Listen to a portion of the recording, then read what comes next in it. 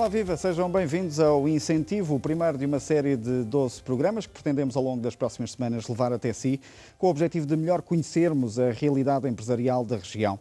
Com o alto patrocínio da Direção Regional do Apoio ao Investimento e Competitividade, vamos aqui falar-lhe semanalmente de incentivos, mas também de histórias de empresas e de empresários que com estes apoios souberam dar vida às suas iniciativas e conseguiram dimensionar-se melhor para enfrentar o futuro. No programa de hoje vamos partir à descoberta de uma empresa da Ilha Graciosa vocacionada para as atividades turísticas.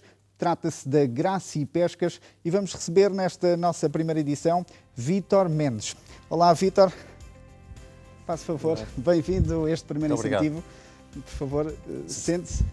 A Graci Pescas é uma empresa que segura atualmente duas ofertas distintas na área turística, uma de alojamento, bem mais recente, remonta a 2008, mas a sua origem começa com atividades náuticas, atividades de turismo marítimo, que creio aí remontam a 2001, à origem da empresa.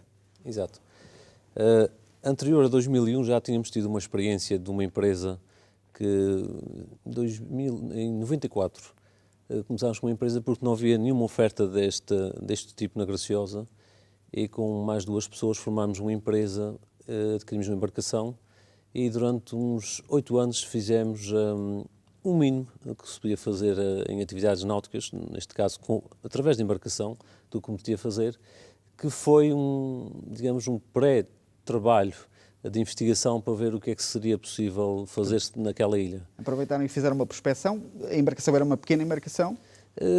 Era até maior que as que temos hoje em dia, mas realmente também aprendi que era extremamente exagerado o tamanho, sobredimensionado para o trabalho que se pode desenvolver naquela ilha, com os meios que temos, com os recursos em termos de abrigos e de portos, não permitia ter tão grande. Portanto, isso foi até 98 e então em 2001 é que realmente decidimos avançar com a criação de uma empresa só com essa finalidade de atividades náuticas. Por que atividades em concreto é que começaram? O que atividades é que vos permitiram dizer isto faz falta à nossa ilha? Porque anterior ainda a ter essa embarcação, essa primeira empresa de 94, eu já tinha embarcação e algumas outras que já haviam na ilha e muitas pessoas pediam-nos para ir levar a outra ilha, para ir dar um passeio com algum familiar que estava lá na ilha de passagem, porque não havia nenhuma empresa vocacionada para isso. E realmente isso é que alertou para a ideia de começar com esse tipo de empresa. A partir daí, sim, fomos desenvolvendo essa atividade e depois, em 2001, sim, um nível com mais rigor, mais profissional, levou-nos a arrancar com as atividades marítimas. E hoje em dia, Vítor, são bastantes as atividades, o leque é bastante alargado. Vamos falar um bocadinho de cada uma delas. A Graci Pescas inicia as pessoas no mergulho. Portanto, fazem batismos de mergulho. Como é que tudo se processa? Sim. Tem a ver também um pouco com a legislação da própria atividade do mergulho, em que se pode ter só o mergulho por si só, pode-se ter o batismo de mergulho ou a própria formação no mergulho, enchimentos, há várias vertentes dentro do mergulho. Nós temos os 4 que estão contempladas na legislação, portanto, qualquer pessoa que não tem nenhuma experiência de mergulho, nem nunca teve nenhum contacto com o mergulho, neste caso com escafandro autónomo, portanto com garrafas, se costuma dizer, poderá dirigir-se lá a qualquer empresa que tenha este licenciamento de batismo de mergulho e fazer um batismo que é uma experiência muito elementar, mas debaixo d'água, com respiração autónoma. Mas não ainda no mar, com certeza.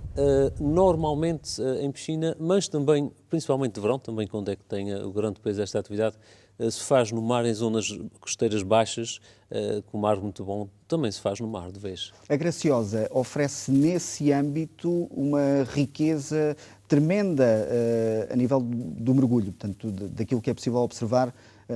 Aliás, especialistas são eles próprios a dizer que o mergulho na Graciosa tem qualquer coisa de diferente e é isso que vocês proporcionam. Exato. Há essa definição. Está bastante publicitado também o mergulho na Graciosa, porque alguém chegou à conclusão que realmente a Graciosa é um lugar fora do comum dentro dos Açores e não só para o mergulho, e tem tido feedback de ano para ano. Há cada vez mais pessoas que já conhecem o nome e querem realmente ver até que ponto a Graciosa é um bom local de mergulho e se realmente faz jus ao nome que tem uma vez que também agora tem a classificação da reserva da biosfera, que também é uma mais-valia, que cai muito bem com o mergulho e que nos está realmente a trazer um incremento na procura do mergulho na ilha. Mas o que é que a distingue? É a quantidade de espécies diferentes de peixes que podemos ver ou mesmo os fundos do mar naquela zona? É de tudo um pouco. A Graciosa é uma ilha pequena, é uma ilha que facilmente se consegue encontrar um lugar abrigado consoante estiver a direção do tempo, do vento ou do mar. É uma ilha que tem naufrágios, é uma ilha que tem muita diversidade, é verdade. É uma ilha que está também ainda bastante protegida em termos da sobrepesca, principalmente a costeira, porque outras ilhas já está, a sobrepesca já levou quase à extinção ou tem populações residuais de algumas espécies. A Graciosa, por enquanto, ainda está protegida e tem estado a criar reservas e, felizmente, está no bom caminho para que continue e penso que até de futuro haverá um incremento no número de espécies a observar. Para além disso, a empresa oferece também a possibilidade de observação de cetáceos, Vítor. Sim, é mais uma atividade que também está ligada e que está ligada às empresas marítimas aqui nos Açores, porque temos realmente bastantes cetáceos aqui nos nossos mares, no Atlântico Norte, onde nós estamos. Se bem que é uma atividade que há ilhas que têm mais procura, que é Faial, Pico e São Miguel, que realmente conseguem ter uma atividade que economicamente é viável. Nas ilhas mais pequenas, e neste caso na Graciosa, há muito pouca procura de whale watching. Já tivemos alguma procura, fizemos muito poucas saídas, no entanto, a parte mais negativa disso é que implica uma licença que é bastante cara, mas que para se praticar essa atividade tem que se ter, tem que estar licenciados, mas infelizmente é mesmo residual a observação de cetáceos na Graciosa. Portanto, não tem que ver propriamente com as rotas, mas sim com esse aspecto da pouca procura. Tem a ver com o mercado em si, porque o grosso das pessoas que visitam os Açores, evidentemente, vêm a Ponta Delgada, depois são distribuídas para as ilhas com mais dimensão, em atividades com mais nome, no caso do Pico. A ilha foi pioneira no whale watching, tem um trabalho enorme feito, tem uma procura, tem um mercado muito bem feito. As outras ilhas mais pequenas, por muito que façam, poderão melhorar a sua cota, mas será muito difícil combater as maiores. Têm outras infraestruturas, têm voos diretos, que os voos, no nosso caso, que dá sempre voos de ligação, causam sempre algum transtorno e as pessoas acabam por procurar atividade que se vão de vez de férias já saber que vão ter essa atividade, programam noutra ilha. Muito bem, Vítor. Para além da observação de cetáceos, temos os simples passeios de barco. Simples, não menorizando de facto a atividade. Que partes das ilhas, que rotas é que efetuam? Qual é de facto a vossa mostra, quadro que mostram aos vossos clientes?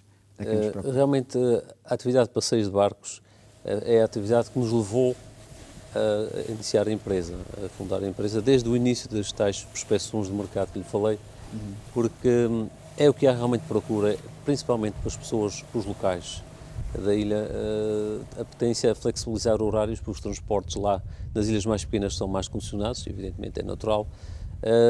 Principalmente de verão, há grupos de pessoas mais jovens que se juntam para alugar uma embarcação para ir ver determinado artista que vai atuar numa festa de determinado concelho, normalmente no grupo central.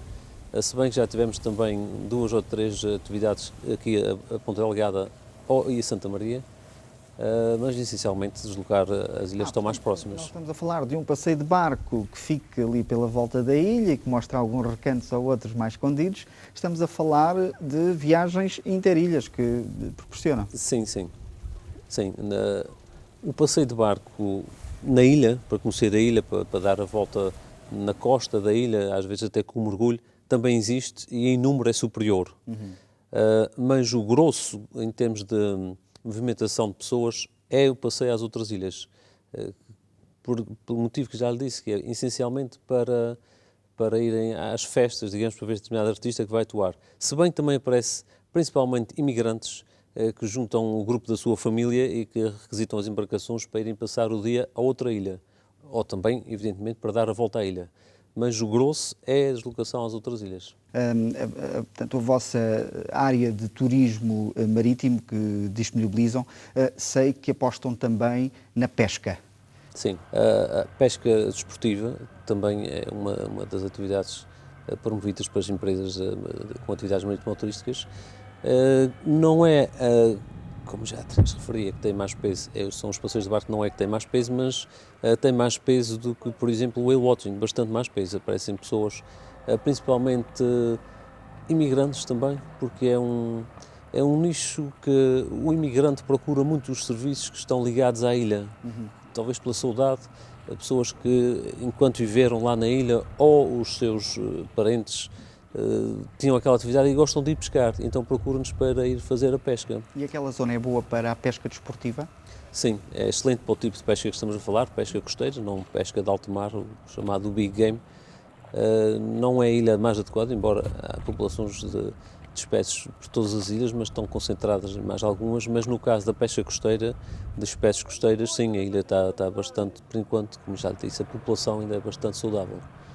Uma última atividade, Vítor, que têm ao dispor, e permitem-me aqui conferi-la, chama-se snorkel.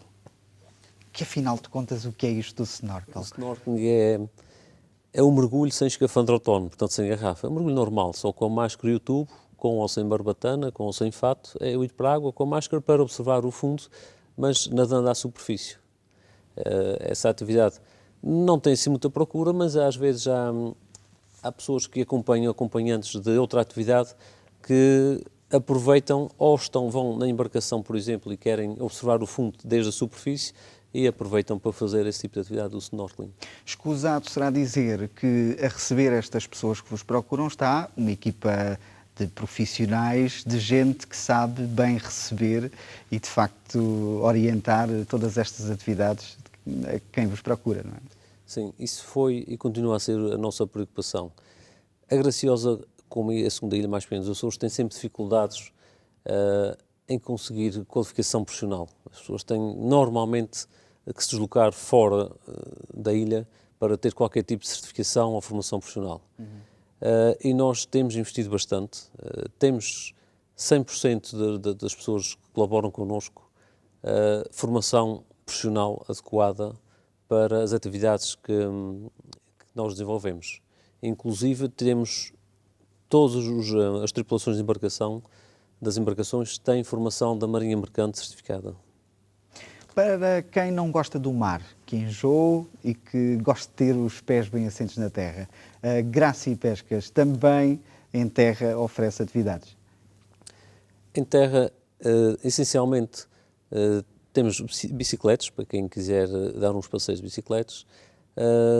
Temos uma atividade que é relativamente bem utilizada por os acompanhantes, principalmente para as senhoras que acompanham, mas que não vão para o mar porque não querem, para não ficarem sem fazer nada. Temos uma viatura de 9 lugares que faz parte do projeto inicial da Casa das Faias, das embarcações, em que levamos os acompanhantes a dar um passeio pela ilha, os lugares principais, a fazer compras. E que pontos é que visitam? Os pontos típicos da ilha, a Caldeira, o Farol da Ponta da Barca, o Carapacho e o centro da ilha também, o centro de Santa Cruz. Em 2008 operou-se um investimento, já lá vamos falar dele, de alojamento, mas que englobou também a aquisição de novas embarcações, segundo creio.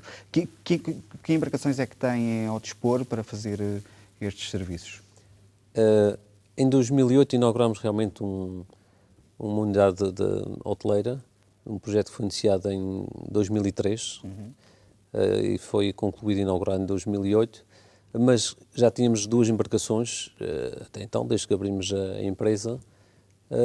Em 2010 é que renovámos a frota. As embarcações já tinham 7, 8 anos e renovámos por idênticas, mas novas, em 2010, que foi um projeto seguinte para a renovação das embarcações. O primeiro foi para realmente a unidade hoteleira que, como lhe disse, iniciámos em 2003 e concluímos em 2008.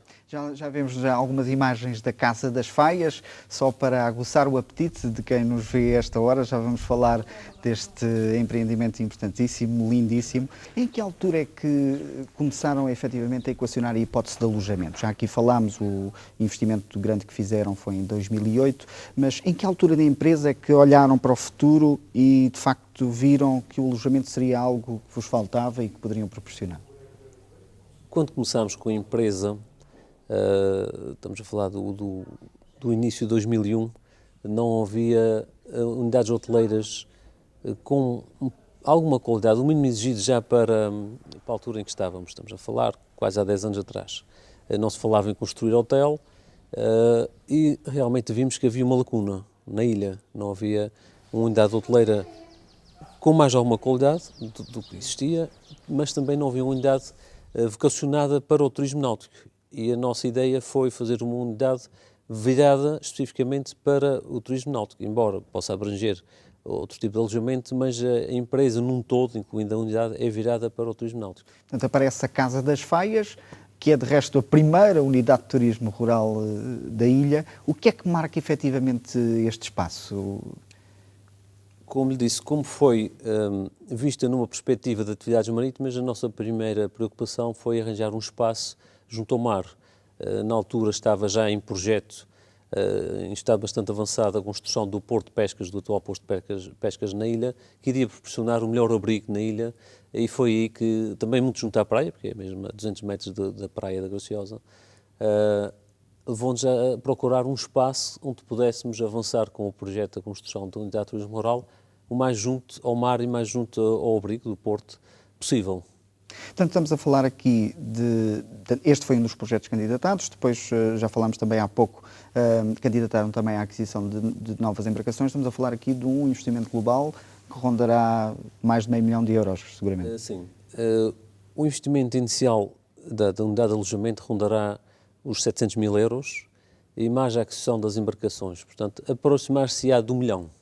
Embora não chegando lá, evidentemente, mas sim. O investimento que candidataram ao subsistema de turismo do SIDER, o Sistema de Incentivos ao Desenvolvimento Regional dos Açores, com participado e majorado? Sim, ambos. Portanto, o primeiro projeto, que foi o da Casa das Faias, foi apoiado pelo SIDET, o subsistema. Não sei agora, mas foi majorado por as razões óbvias, porque era a Ilha da Coesão, pelas razões que na altura foi majorado ao máximo, foi apoiado e realmente é um incentivo que nos leva, quando estamos no ponto de decisão em avançar ou não com o projeto, incentiva-nos realmente a avançar.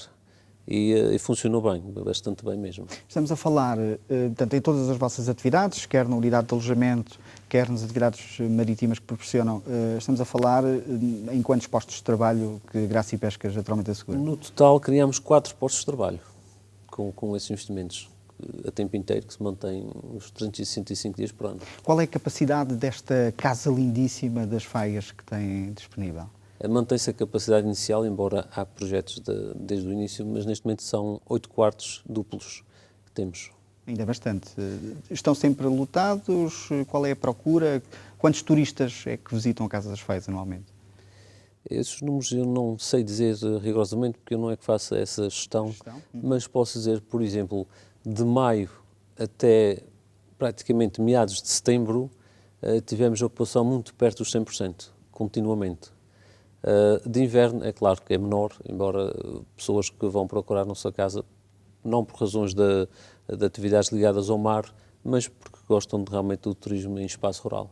Estamos a falar de preços acessíveis? Ou Sim. tentam pelo menos? São acessíveis, posso dizer que nós vendemos um quarto duplo em média anual, embora há uma pequena diferença entre época baixa e alta, mas uma média anual dos €70. Portanto, faltará então maximizar a unidade em termos de época baixa. Tem algo em perspectiva? Época baixa, é claro que a época baixa nos Açores é sempre.